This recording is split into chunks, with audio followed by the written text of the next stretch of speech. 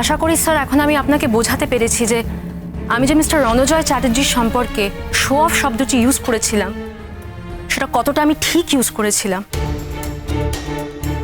Actually এরকম একজন মানুষের সম্পর্কে আরও কঠিন আরও নির্মম কথা আমার বলা উচিত, কিন্তু শালীনতার সীমা বজায় রেখে আমি শুধু শো অফটুকুই বলেছি। ইমন মুখার্জির প্রতি মিস্টার রণজয় চ্যাটার্জির সমস্ত কিছুই ছিল একটা শো অফ, একটা ভান, একটা মিথ্যে, একটা নাটক। তিনি ইমন মুখার্জিকে কোনোদিনও স্ত্রীর মর্যাদা দেননি। তিনি সবসময় তাকে ইউজ করেছেন। তাই আমি চাই এইরকম একজন অপরাধীর নির্মমতম শাস্তি হোক।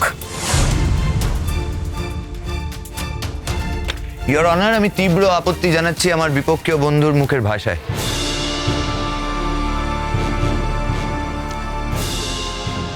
আমি ওনার আর্গুমেন্ট শুনতে শুনতে আমার মনে হচ্ছিল যে এই ইমন মুখার্জির কেসটা লড়তে লড়তে উনি বোধহয় ইমন মুখার্জির জীবনের সাথে নিজের ব্যক্তিগত আবেগকে গুলিয়ে ফেলছেন। আর তাই সেই কারণে অসাংবিধানিকভাবে আমার ক্লায়েন্টকে আক্রমণ করা হচ্ছে। উনি ভুলে যাচ্ছেন যে বিচারের ভার আপনার হাতে। আমরা শুধুমাত্র এখানে দাঁড়িয়ে সত্য মিথ্যা ঘটনার দিক উন্মোচন করতে পারি বা তার সপক্ষে প্রমাণ দিতে পারি, কিন্তু ফাইনাল বিচারটা আপনি করবেন। আমি আপনাকে অনুরোধ করছি যেন ভবিষ্যতে উনি আমার ক্লায়েন্টকে এইভাবে অপমান না করেন, সেদিকে নজর রাখতে ইয়োর অনার।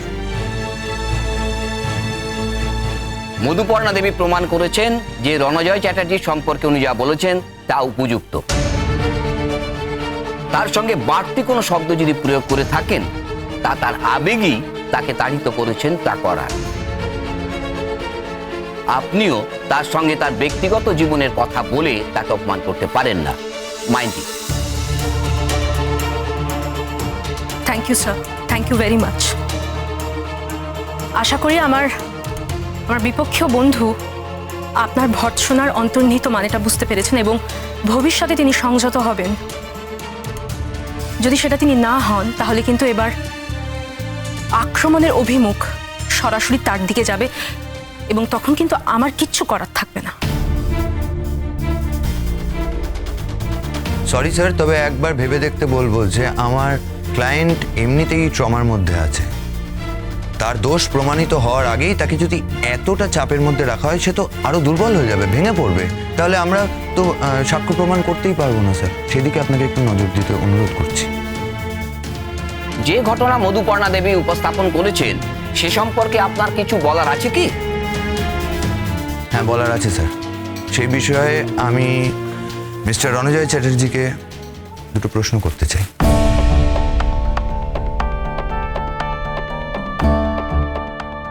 রণজয় চ্যাটার্জিকে কাঠঘরে আসার জন্য অনুরোধ করা হচ্ছে।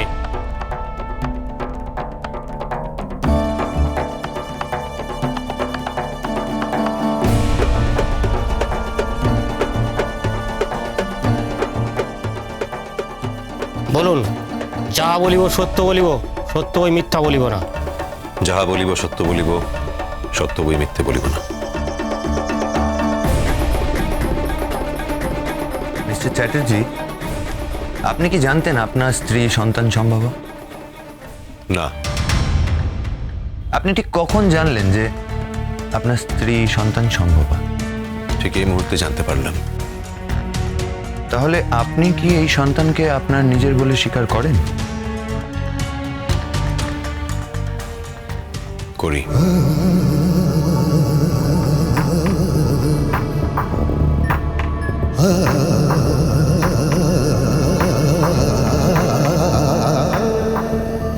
স্যার দেখুন, একটা লোক যার স্ত্রী সন্তানের জন্ম দিতে চলেছে সে একই সঙ্গে অন্য এক মহিলার সঙ্গে সহবাস করছে।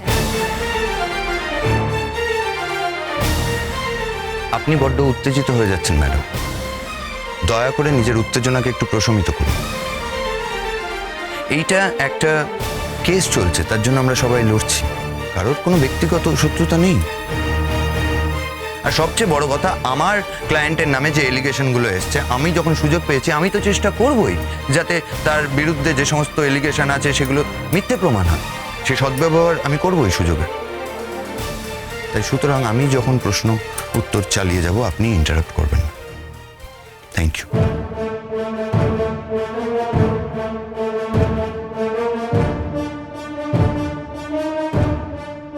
মিস্টার চ্যাটার্জি, আপনার কাছে আমার পরের প্রশ্ন।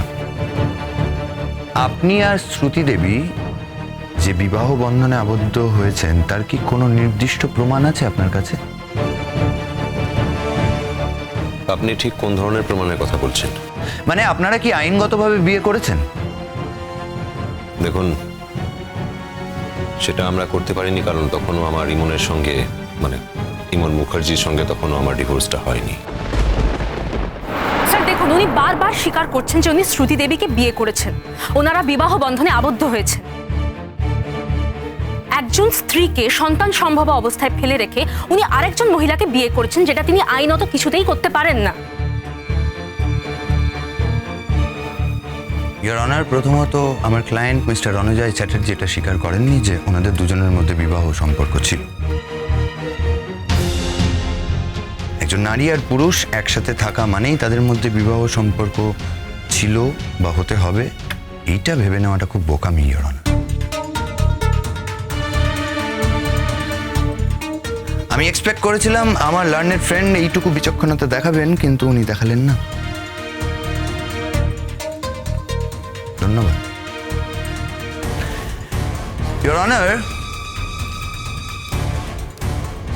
মিস্টার রণজয় চ্যাটার্জি শ্রুতি দেবীর সাথে থেকেছিলেন ঠিকই, কিন্তু তাদের মধ্যে কোনো বিবাহ সম্পর্ক হয়নি, কখনো হতে পারে না, এটা প্রমাণিতও হয়নি, হবেও না, কারণ উনি স্বীকার করেছেন। সুতরাং আনুষ্ঠানিকভাবে যাকে বিয়ে বলে সেরকম কোনো সম্পর্ক ওনাদের মধ্যে ছিলই। এইবার আমার অনেক বন্ধু তাদের বৈবাহিক সম্পর্ক নিয়ে বা অন্যান্য সম্পর্ক নিয়ে অনেক কাটাছেড়া করতে পারেন, ভাবতে পারেন, কিন্তু সেগুলোর দায় আমাদের নয় ইওর অনার। আমি এই কেসটার সামারি আপনার সামনে পেশ করতে চাই। মিস্টার রণজয় চ্যাটার্জি একটা ইম্পর্টেন্ট মিশনে যান। তার সাথে দেখা হয় তার বন্ধুর, এমন একজন বন্ধু যে কিনা তার সাথে কলেজে পড়েছে, এমন একজন বন্ধু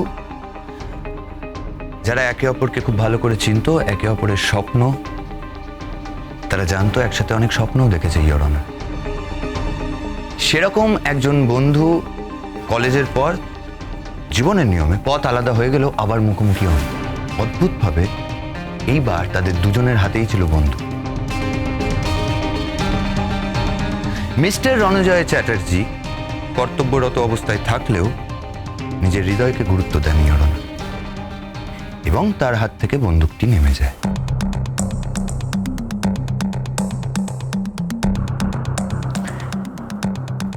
ঠিক সেই সময় ওখানে উপস্থিত ছিলেন একজন সিনিয়র অফিসার, তিনি গুলিটা চালান।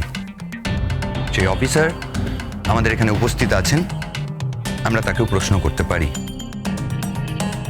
ঘটনাচক্রে ধরে নেওয়া হয় সেই ছেলেটি মারা গেছে, এবং কৃষ্ণময় মারা যাওয়ার আগে যে অফিসিয়াল স্টেটমেন্ট আছে সেখানে পরিষ্কার উল্লেখ আছে যে মিস্টার চ্যাটার্জি ওই অপারেশনের পর পুরো টিমের সাথে কলকাতায় ফেরেননি।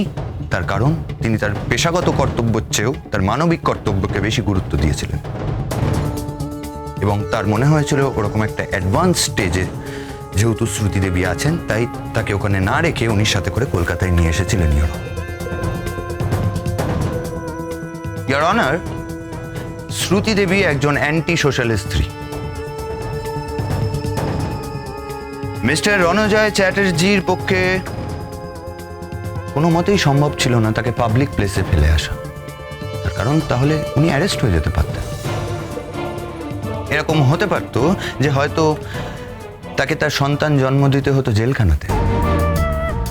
ইওর অনার, এটা কৃষ্ণময় চাননি, শ্রুতি দেবীও চাননি, আর তাদের চাওয়াকে গুরুত্ব দিয়েছেন বলে মিস্টার রণজয় চ্যাটার্জি একটা নিরাপদ আশ্রয়ে এনে রেখেছিলেন তাদের।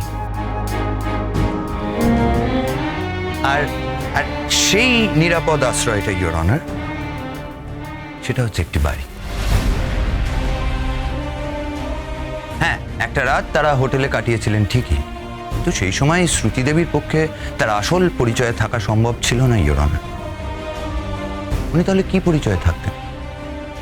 বাধ্যতামূলক আমার ক্লায়েন্টকে নিজের পরিচয়ে তাকে ওখানে রাখার ব্যবস্থা করতে হয়, এবং সেই কারণে তিনি একদিন পর বাড়ি ফিরেছিলেন এবং বলেছিলেন যে তার বন্ধুর এক বিপদ হওয়ায় তিনি আসতে পারেননি। ইওর অনার, এখানেই শেষ নয়। ফোন যায় হোটেল থেকে।